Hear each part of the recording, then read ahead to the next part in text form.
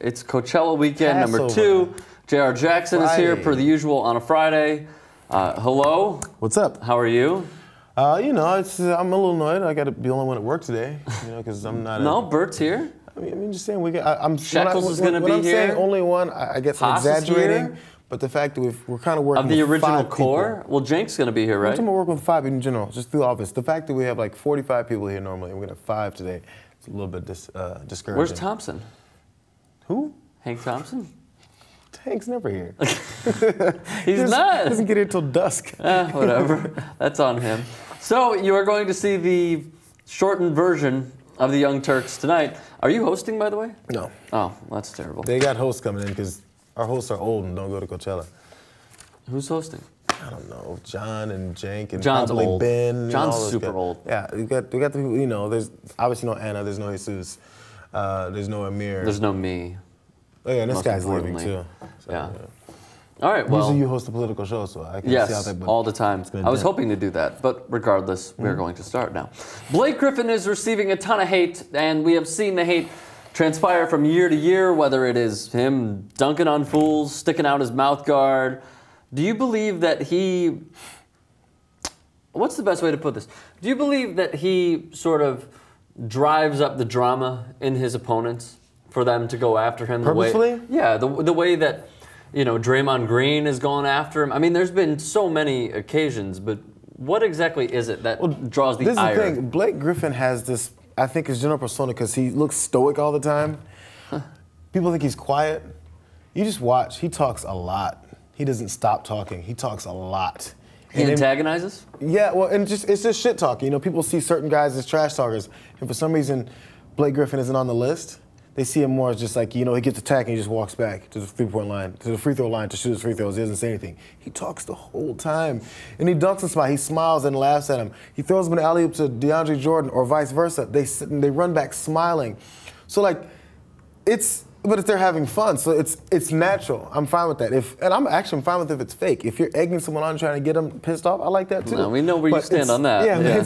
It's natural, but people don't see it as that. So yeah, a lot of people hate him for that. But that's the game. They deal with it. They understand that. The game is suckering in your opponents to basically commit hard, flagrant fouls, so then you get more points. But not even necessarily that. Even like, it's not even sucking them in. It's just people get emotional. They're a good team. The Clippers are a good team, as we know. So in celebrating or in just talking. Best record in franchise history. Yeah, or if there's a foul on you or something, or if there's not a foul. He complains to the refs a lot. The players are right next to him as he says something about what this guy just did to him, that it's annoying. A few of the different times that you could say Blake Griffin has instigated and then probably... You know, yeah, he instigated and then shit went down. P.J. Tucker elbowed him on the chin. Phoenix Suns. Mario Chalmers forearmed him. Can't stand Mario Chalmers. David West went after him for some reason, and then Jason Smith absolutely decked him in New Orleans. And that's when Chris Paul Andrew Bogut went after him. Andrew Bogut went after him too. Mark Jackson, Draymond Green. Mark Jackson basically said that he'd... You know, like that. Mark Jackson said one thing that is absolutely true, and that most people need to realize is that Blake Griffin flops a lot. So when, he's starting not to a little bit. Maybe he's reduced it by like 10%. But I remember Mark Jackson saying he deserves like an Academy Award for what he's doing on the court. He gets to the free throw line a lot, and that's how you do it in the NBA. Sadly, that's become the game. Now, what happens is when you soften the game up the way we have. Side note, I watched the Bad Boys documentary last night, the 30 for 30. Awesome. All 30 for 30s are the awesome. degree to which they used to beat each other up and get just like... like there was one point where I said there was a full fight. When Parrish knocked the shit out of Lambeer 3 times in his face, no one was kicked out. The Chief. No one was kicked out. I was like, oh, this is amazing. I know. You'd have been suspended for the season for that shit. Anyway, so now... He gets punishment, and it won't get called because he's big and he's strong. So if you hit him, it's not going to be a foul unless he goes, oh! So it's flopping, but there's still a foul, is what's hard about this. Now, when guards flop and playing defense, if you jump in front of somebody... You're saying because they're smaller in stature, obviously. Yeah, and when you're just playing defense and someone nudges your chest and you jump back, those are the kind of flops that are the most annoying. It's also annoying when someone screams all the time and they're trying to make a layup, but he puts the ball up and someone goes like that, you won't know it necessarily because he's still pushing through it. And he's stronger than you, but he still hit him on the arm. So he goes, oh, and he does all this, and that's, he flops. But I mean, isn't that a flaw in attention to detail? If you're not seeing a guy who hits another guy's forearm when you're going up. That's what I'm saying. I mean, the referees have the best perspective of all. I mean, they should be calling it. They'd miss a lot of those calls. No, they do. If guys didn't do it, they'd miss a lot of them.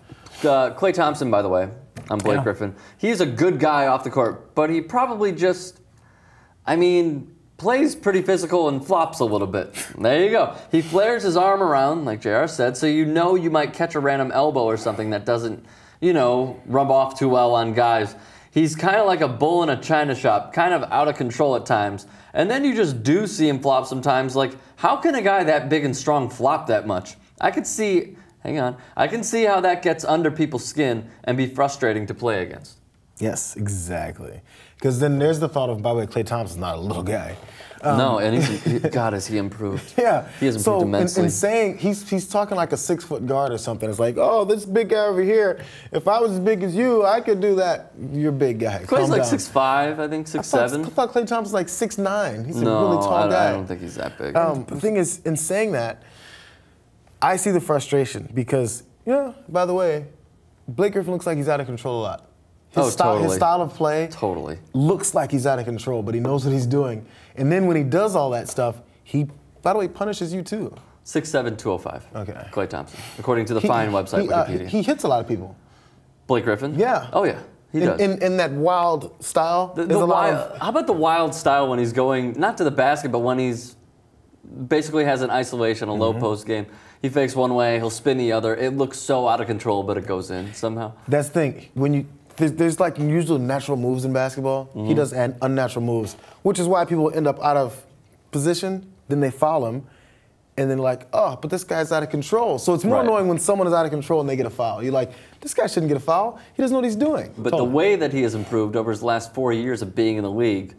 It's the jumper. It's the jumper. It's the confidence in the jumper too. Which, by the way, as a Clippers fan, I'm sure you hope that doesn't escape him. It isn't like, oh, regular season I could fuck around here and there, and then in the playoffs it's like, they're giving it to me. I'm questioning, my psyche's off. Like he has to have the confidence to take those 15-foot jumpers. And I think he will, as far as playoffs go. The form isn't bad either. Yeah, the thing is, even that looks a little weird. He doesn't jump much. For a guy that can jump out of the gym, in his jump shot, he barely gets off the ground. Why is that? They can like barely get over a piece of paper, some NBA players. Yeah, but like Kyrie Irving barely gets up when he shoots. It's weird. It must be the way that it must be a comfort in your jump shot because sometimes jumping high changes your your angle at the basket. So in the offseason, I saw some Clippers video.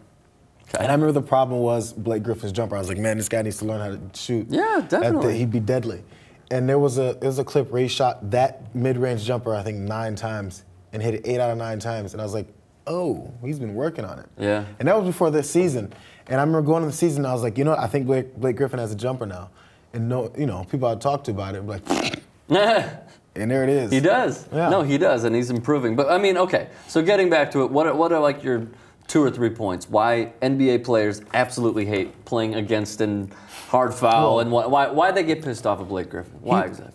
He gets to the line, and part of it's because of the exaggerated movements. Yeah. He doles out punishment too. We saw this happen on his 16th technical he got when the play was over and he took a swipe at he took a swipe.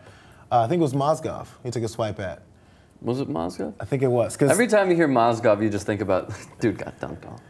Dude got dunked on hard. You got Mozgov. Like, oh, that's nice. Yeah, he made a little move around Griffin. It was a foul on the floor. Yeah. He was still gonna shoot it. So Griffin took a wide swing at him, hit the ball first, and then fouled through on his head. Okay. And again, like we just said, Blake is a big guy. That doesn't feel good when a big hand comes and smacks you in the head. I think the main point. So I'd be annoyed too. Yeah, but I think the main point is that he'll embarrass you. Like, he'll dunk on you, he'll embarrass you, he'll shit on you, he will take your cookies and fucking eat them in your face. He'll dunk on you, you'll be put on SportsCenter for months. And then after he dunks on you, he plays it up to the crowd, he's like pumping on his chest with like the mouthpieces out, and he's just flexing on you. He doesn't do anything way out there, No, but he does the subtle things that could piss you off. And then as soon as you're frustrated, then you got Chris Paul throwing an alley-oop over the top of your head to him, and you can't do anything. And now you're embarrassed, pissed, and losing. And Chris Paul's got talking shit to you. Yeah, and you're just mad now. Yeah. So I think what he does do well, in all these conflicts he gets involved in, and all these confrontations, all these physical altercations, he gets annoyed, but he doesn't show it to you. So you're annoyed, and you're like, what the fuck? Yeah. And then he's still looking like, his eyes look a little close together, and he looks like he's like this all the time.